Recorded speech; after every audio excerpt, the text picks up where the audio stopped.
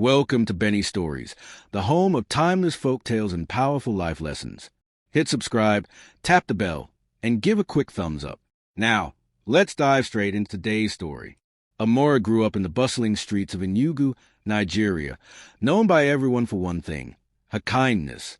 She shared food with beggars, helped neighbors with chores, and even gave away clothes she barely had. To outsiders, she looked like a saint. But to those closest, especially her mother, her generosity seemed foolish. Her mother often scolded her. "Amara, you give until you have nothing left. The world doesn't repay kindness, it uses it." But Amara believed otherwise. She worked at a small tailoring shop, sewing clothes for others, often fixing torn garments for free. She believed people's smiles were worth more than money. At the same time, she carried silent burdens. Her father had died when she was young, leaving her mother to raise Amara and her younger brother Chike alone. Chike was brilliant but rebellious, often getting into trouble. Amara's wages were stretched between supporting him, paying rent, and keeping food on the table. Yet, despite her own struggles, she gave endlessly. She paid school fees for a neighbor's child when they couldn't. She cared for an elderly widow on her street. People whispered, "Her kindness looks like charity, but what does she gain?" Some even mocked her behind her back, claiming she only gave to be seen as virtuous. Amara never argued. Instead, she kept giving. But little did she know, her kindness was being noticed by eyes that would change her life forever. One humid afternoon, Amara rushed to the market to buy cassava flour for her mother.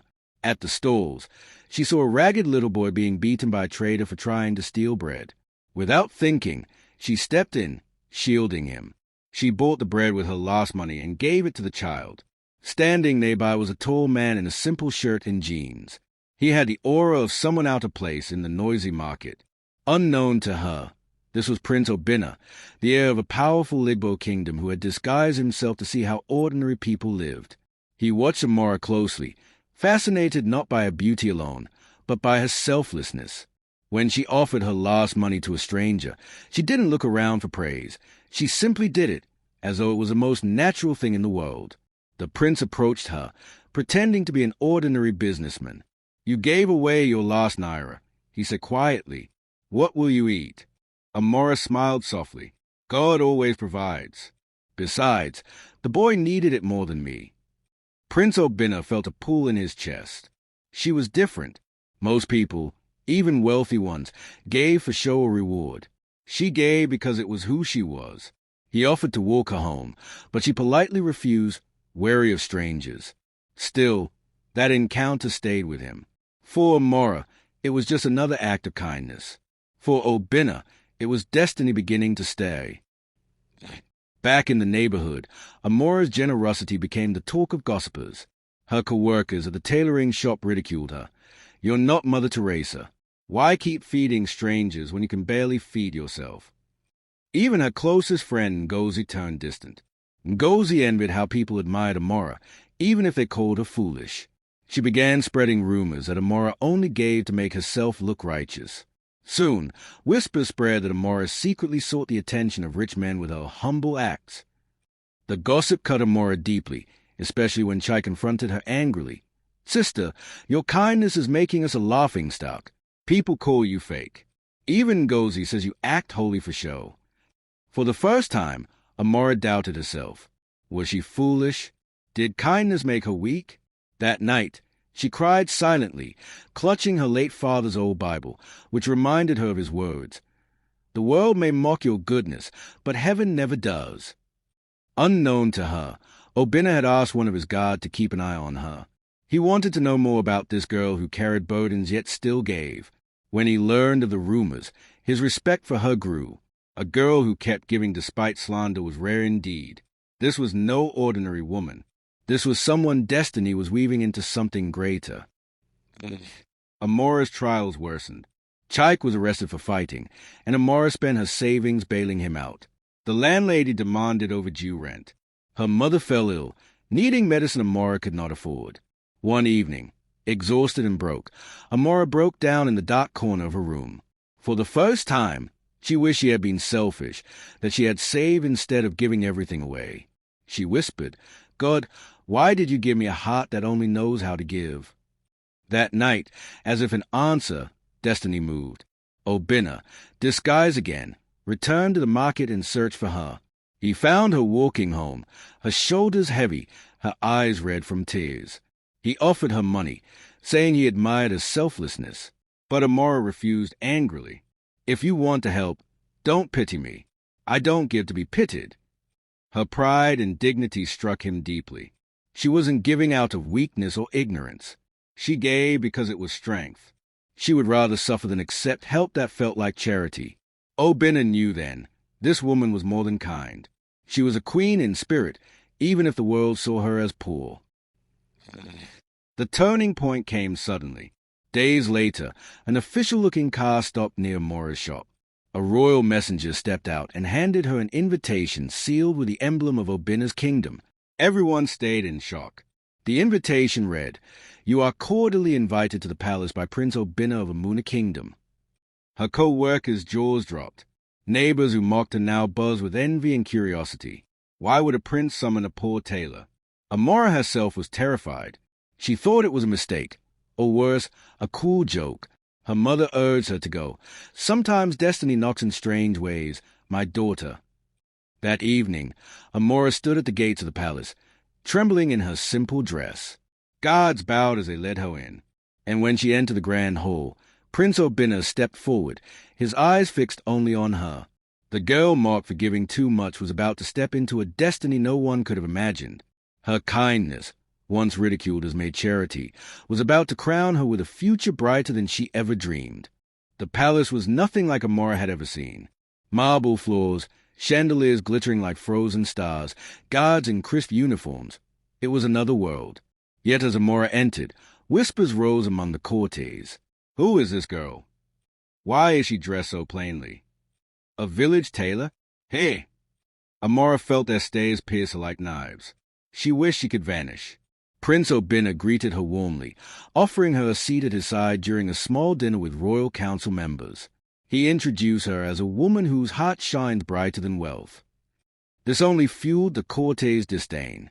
To them, she was an intruder who didn't belong in their world of privilege. During dinner, Obinna asked Amara about her life. Nervous but honest, she spoke of tailoring, caring for her family, and a belief that kindness is wealth. While Obinna admired her sincerity, the nobles laughed quietly, exchanging glances. After the meal, one of the senior advisers, Chief Okoro, confronted Obinna in private. "Your Highness, you cannot tarnish the throne by entertaining commoners. This girl reeks of poverty." But Obinna was firm. Sometimes, greatness hides where the world refuses to look. Amara left the palace unsure of why she was summoned. She feared she had embarrassed herself. Yet Obinna knew her humility had already set her apart. Still, her trials had just begun. News of Amara's visit to the palace spread like wildfire. The entire town buzzed. Women who once mocked her now gossiped bitterly. She must have bewitched the prince. Others sneered. Kindness? No, she is playing charity to climb into wealth. Amara's friend-turned-rival Ngozi was the loudest. Envious, she painted Amara as manipulative, warning everyone that she would use her innocent face to steal the prince's heart. Back at the palace, Queen Mother Dana was uneasy. She had already chosen a bride for Obinna, the daughter of a powerful governor, elegant and wealthy. Amara was a threat to these plans. Quietly, she instructed her maids to observe the girl and find flaws. One day, Amara was invited again to the palace. But this time, the welcome was cold. The maids mocked her simple attire. One tripped her by accident, spilling water on her dress. Yet Amara smiled, cleaned the mess, and thanked them for helping her stand. Obinna, watching from a distance, noticed how she handled humiliation with grace. He was more convinced than ever that destiny had led him to her. But to the courtiers and the Queen Mother, Amara's strength only deepened their fear. They realized this girl was not easy to break. Queen Mother Dana devised a test. She ordered Amara to serve as a helper in the palace for 1 week, secretly hoping she would fail. Amara accepted, though confused. For 7 days, she worked tirelessly. She carried water, cleaned halls, and even cooked for guards. Some laughed. A tailor turned maid. Others whispered, "See how the prince's charity case suffers." But Amora's heart did not waver. She treated everyone with kindness, even those who insulted her. She gave a food portion to a hungry stable boy. She mended torn clothes for God without asking for payment. One evening, the queen mother disguised herself and approached Amara as an old, sick woman begging for water. Without hesitation, Amara offered her own drink, even helping her sit. The queen mother was shaken. She had expected pride or anger. Instead, she saw humility rare even among nobles. When she revealed herself, Amara fell to her knees in shock. But the queen mother only stayed in silence, her heart conflicted. For the first time, she wondered, perhaps destiny was truly favoring this girl. Despite Amora's quiet victories, palace resistance grew stronger. Obinna openly defended her, praising her compassion in council meetings. His declaration shocked everyone. A throne without love is a prison. Amara is love itself. This enraged Chief Okoro, who warned of political disaster. The nobles needed alliances, not peasant wives. Governor's daughter Adeora, beautiful, wealthy, and educated, was furious. She had been raised since childhood to believe she would be queen. Watching Obinna favor a poor tailor was unbearable. Adeora began plotting. She visited Ngozi in secret, offering her money to reveal Amora's weaknesses. Together, they schemed to ruin her image. Meanwhile, Amara herself struggled. She had begun to feel something for Obinna, but fear chained her heart. He is a prince. I am nothing, she told herself. Even if he cares for me, I will only bring him shame. But Obinna saw her differently. He told her, Amara, wealth can buy loyalty but not kindness. You have what no crown can purchase. Their bond deepened, but so did the storm around them. Destiny was preparing her for fire, and the fire was already crackling. The enemies of Amara struck. Ngozi, fueled by envy, spread lies that Amara secretly stole money from the tailoring shop to impress the prince. Adeora used her father's influence to demand an investigation. Rumors spread like poison. The girl who acted holy is a thief. Amara was devastated. Customers stopped coming to the shop. Neighbors who once praised her now crossed the street to avoid her. Even her brother Chike, tired of living in her shadow, lashed out. Maybe they are right, Amara. Maybe you are fake. Broken, Amara avoided the palace, ashamed to face Obinna. She stayed home, tears soaking her pillow, her spirit shaken. But Obinna refused to believe the lies. He sent his men to investigate quietly. They discovered Ngozi's betrayal and Adeora's involvement. Instead of confronting them immediately, Obinna decided to let truth reveal itself. He planned a royal gathering where both Amara and her accusers would be present. For Amara, it was the darkest moment. Her kindness, once her pride, now looked like weakness and shame in the eyes of the world. She felt crushed. But destiny was only bending her, not breaking her. The fire was about to turn her into gold. The palace buzzed with preparation for the annual Royal Unity Feast, a grand event where nobles, governors, and foreign guests gathered. Prince Obinna insisted Amara be invited, despite resistance from the Queen Mother and courtiers. On the evening of the feast, Amara entered the grand hall in a borrowed dress, plain but elegant. Every eye turned. Whispers spread like wildfire. That is the girl, the tailor, the one accused of theft. She wanted to run, but Obinna met her with a smile and offered his hand. In front of the entire court, he seated her beside him. Gasps rippled through the hall. The evening unfolded with food, dance, and politics. But then Chief Okoro seized his chance. He raised his voice. Your Highness, are you aware this woman you parade as honorable is accused of stealing from her people? The hall erupted. Nobles sneered. Some demanded she be expelled. Adeora smiled triumphantly, while Ngozi hid in the shadows, waiting for Amara to crumble. Amara, trembling, rose to defend herself but found no words. Tears welled in her eyes. For the first time, she felt her kindness had betrayed her. Obinna stood, his voice sharp. Enough. Let truth speak, not rumor. He signaled his guards. They brought forward witnesses, 2 tailors and a market trader, who testified how Ngozi and Adeora spread the lies. Proof was presented, forged receipts planted to trap Amara. The whole fell silent. Adeora's face twisted in rage. Ngozi's in shame.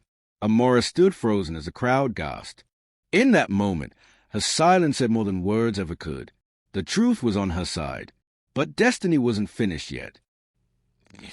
The whole exploded in chaos. Some nobles demanded Ngozi and Edoora be punished. Others argued that protecting political ties mattered more than defending a poor tailor. Amara's hand shook. She wanted to cry out her innocence, but her dignity kept her standing tall. Obinna defended her fiercely. If the throne cannot stand on truth, then it is already broken.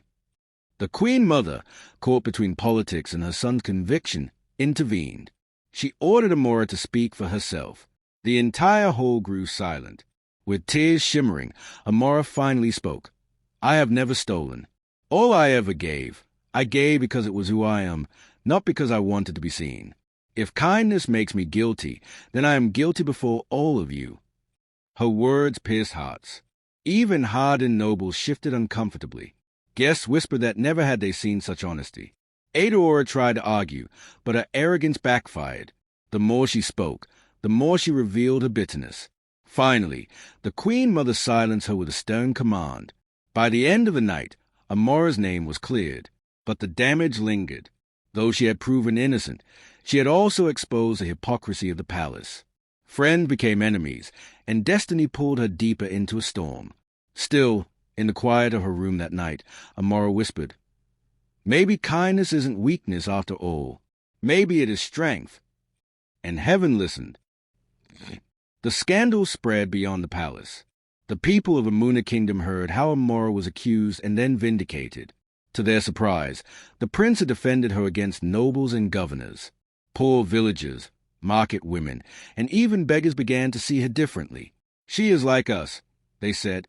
She knows suffering. She gives even when she has nothing. She could be our queen. The shift was powerful. Crowd began to gather near a tailoring shop, not for clothes but to see her, to thank her, to bless her. Children ran to hug her. Elders prayed for her. But this new love only deepened palace tension. The nobles grew restless. How could a woman of no bloodline capture the people's heart? Meanwhile, Edoora and Ngozi, humiliated, began a darker plot. They whispered to outsiders that Amara was using witchcraft to charm the masses. They planned to bring a false prophet to accuse her publicly. Amara, however, remained unaware. She worked quietly, still sewing clothes, still helping her mother, still giving to the poor. Her only solace was Obinna's growing devotion. One evening, he told her, The throne does not scare me, Amara. What scares me is a life without you. Her heart swelled, but fear lingered. Could love survive the weight of a crown? Destiny was already answering, weaving threads beyond their sight. The false prophet arrived in town, sponsored by Edeora's camp. Dressed in white robes, he declared before a crowd, This woman called Amara is dangerous. Her kindness is a mask. She uses charms to control the prince and deceive the poor. Gasps spread. People who once praised her now looked fearful. Whispers rose. Could it be true? Amara was devastated. She cried out, I have no charms, only love for people. But the prophet theatrically pulled out a bag of charms planted in her shop by Ngozi. The mob grew angry. Stones were lifted. For the first time, Amara's life was in danger. But just as chaos erupted, Obinna arrived with his guards. He seized a bag and revealed it was filled with ordinary beads and cowries, nothing magical. His men then exposed the prophet's ties to Edoora. The crowd turned on the false prophet, chasing him away. Ngozi fled, humiliated again. Edoora was furious but silenced by the Queen Mother, who could no longer deny Amara's strength. Amara wept in Obinna's arms that night. Why must kindness be fought with fire? She asked. He answered softly, Because gold must pass through fire before it shines. You are gold, Amara. Her heart began to believe it. The world was trying to break her, but destiny was carving her crown. Weeks passed, and Amara's trials continued. Though her innocence was clear, many nobles still opposed her. They pressured Obinna to choose Edoora, reminding him of the political alliances at stake. Amara began to withdraw. She doubted herself again, fearing her presence was only causing Obinna trouble. She told him, Perhaps it is better if I step aside. You deserve peace, not scandal. Obina took her hands firmly. Amara, I would rather have scandal with you than a crown without you. But fate had its way of testing love. One night, Chike, the brother she had sacrificed so much for, betrayed her. Seduced by Edeora's wealth, he revealed family secrets to her enemies. He even accused his own sister of manipulating him to gain sympathy. The betrayal cut Amara deeper than any rumor. She collapsed in tears, feeling abandoned by her own blood. Yet even in heartbreak, her heart whispered forgiveness. He is my brother. He is lost. I cannot hate him. Obina marveled at her strength. He realized then that Amara wasn't just kind, she was royal in spirit. The kind of queen no crown could manufacture. And though the world pressed her down, destiny was about to lift her higher than she ever dreamed. Amara's spirit, though strong, reached its breaking point. After Chike's betrayal, she withdrew completely. Her shop closed. She refused palace invitations. Her once bright smile faded into silence. The people grew restless. Why has she vanished? They whispered. Rumors swirled again, that maybe the prince had abandoned her, or that she had been disgraced in secret. Inside her small home, Amara wept. She questioned everything. Is kindness worth it if it only brings pain? Perhaps I was foolish all along. But destiny has a way of finding those it chooses. One evening, the Queen Mother herself visited Amara's humble house, without guards, without servants. She sat beside Amara, surprising her. Child, the Queen Mother said softly, I fought you because I feared you. I thought you were too small for the throne. But I see now, your strength is not in bloodline or wealth, but in your heart. And perhaps that is what this kingdom truly needs. For the first time, Amara saw her enemy's eyes soften, and in that moment, a spark returned to her soul. If even the Queen Mother could see her worth, then perhaps destiny was not wrong. The kingdom faced turmoil. Bandits raided villages, and unrest grew among the poor. Edeora's father, the governor, used the chaos to stir rebellion against the royal family, insisting Obina was distracted by a common tailor instead of protecting his people. Obina knew this was Edeora's final card. He prepared to confront the rebellion, but the Queen Mother surprised him. Take Amara with you. Let the people see who she is with their own eyes. So Amara traveled with the prince to villages scarred by raids. Instead of standing behind guards, she knelt with widows, cooked food for children, and tended wounds. She gave away her own jewelry to pay for medicine. The people were astonished. A future queen who touches our pain? We have never seen such a thing. Obina watched her, his heart swelling with pride. Her kindness, once marked as charity, now burned like fire, healing, strengthening, inspiring. The rebellion began to crumble, not because of swords, but because the people chose Amara. They saw her as theirs. Edeora's schemes faltered, but she had one last desperate move. Desperate, Edeora and her allies hatched a deadly plot. They bribed Chike again, convincing him to lure Amara into a remote meeting, claiming he wanted to apologize. Trusting her brother's words, Amara went alone. There, in the dark of night, she was ambushed, kidnapped, bound, and hidden away. The plan was simple. Remove her forever, leaving the throne to Edeora. When news reached the palace, chaos erupted. Obina nearly tore the holes apart in rage. If she dies, this kingdom dies with her, he shouted. But Amara, even in captivity, showed the strength of her spirit. She prayed, comforted another captive girl she met, and even pleaded with one of the gods to turn away from evil. Her words touched him, and secretly he loosened her ropes. By dawn, Obina's men stormed the hideout. A fierce battle ensued, and in the chaos, Amara was freed. The people gathered to witness her return, carried back in Obina's arms.